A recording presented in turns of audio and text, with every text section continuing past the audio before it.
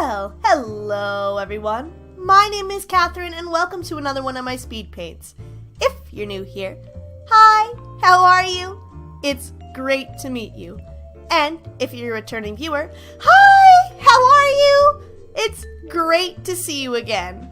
I have returned with the Frozentube AU, which I think is the second AU I put on the channel?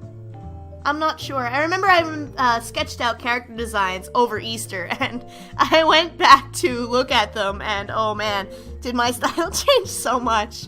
But also, that was drawn in the day, so anatomy was not my main concern. But yeah, I'm back at the Frozentube AU, and it's because I had just watched the Disney short films, and if I may, if you have not seen John Henry, please, it is a masterpiece. But anyway, I had never seen the Frozen Fever short, and it was my first time actually watching it, and I think I like it a lot more than the movie. And I mean, that's not saying much because Frozen is not one of my top films, but it's also not one of the worst films. Shoes, I hate drawing shoes. But yeah, so a little bit about this piece. When I was watching this, I thought, wouldn't it be something that Mark would do to hold off a cold while he was trying to give Jack a wonderful birthday? And the idea just kind of stemmed from the one scene where they're coming from the top of the tower, and I think it's right before... Oh my gosh, I don't want to spoil anything. But, there were certain things I wanted to add into it that just never made it in because it took me 6 hours to color this picture, which is interesting because all the colors were right there in front of me, but it was just so much detailing, and I think I actually cut out some detailing that didn't, like, when I had first put the speed paint into it and sped it all up to my normal speed, it was like 9 minutes long. And I thought, first, no one's gonna sit here and listen to me ramble for 9 minutes. And two, I couldn't entertain you guys rambling for 9 minutes. So I decided to cut some stuff out. I think you'll notice that I cut out the coloring of Jack's gifts that Mark has given them throughout the day. And see how many little hidden things you can find that are part of Jack's and that. But the cape was absolutely my favorite thing to do, but also the most time consuming. I think I spent an hour solid straight just on this cape. And while I was looking at the original, I thought, wow, does this cape make him look too femme? And then I thought, wait a minute, I'm coloring Mark. He'd probably say the outfit isn't pink enough for him.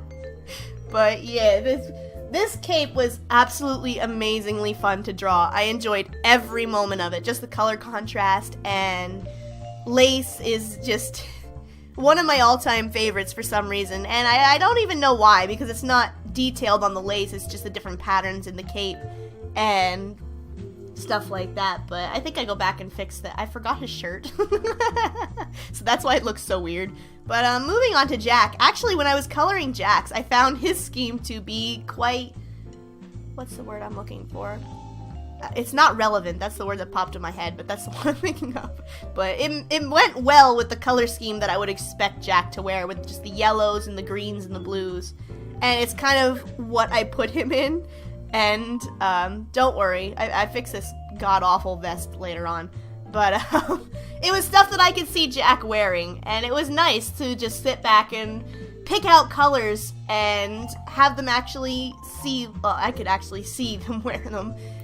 And, like, I just, saturated colors. I don't work with saturated colors. Here goes that vest. Usually I work with, very, very desaturated or muted colors because it's pleasing to my eye. I'm not really a in-your-face kind of artist. I like soft, sweet colors that I can just look at for hours.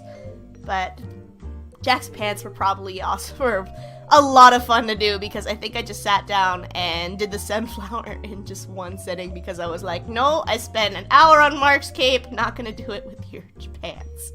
But yeah. And remember how I said that I never really carbon copy AUs, and it was something that I think made me stop with the Frozentube AU a little bit, was I had no idea what to do with Hans. Because one, Hans is my least favorite Disney villain, and that's saying a lot because I really love Disney villains. Like, my favorite all-time Disney villain would probably have to be Gaston because I just love to hate him. But Hans, yeah, I don't know. Like, that betrayal in the end, it kind of took away from the movie for me because you could have had it without it, and it just drove me nuts. But, I mean, I get the point they were trying to say. Your first love can also be your worst love, and it taught girls, you know, be careful who you go out with. Love at first sight is not always what it seems, and you know, I get it, but it's not my cup of tea. And I think I figured out what I want to do with the character structure of Hans, but I think I'm gonna go away from the movie. And if you know my line of thinking, you probably know who I'm thinking of already. But it's just... I really didn't want to make anyone Hans because I just don't like his character that much. So, yeah, if Hans does show up, which he probably will, he's gonna just be a friend and move the story along where I need it to be. But, we're rounding up on the end. Here is the final picture. Thank you guys so much for watching this whole thing through. If you're a veteran to the Frozen AU, thank you for coming back. Welcome back! And if you're not, welcome on the journey. I have no idea what I'm doing. But, leave a like, leave a comment, tell me what I did wrong. I already know Jack's neck's too long, but, hopefully I will see you in the next speed paint. Bye!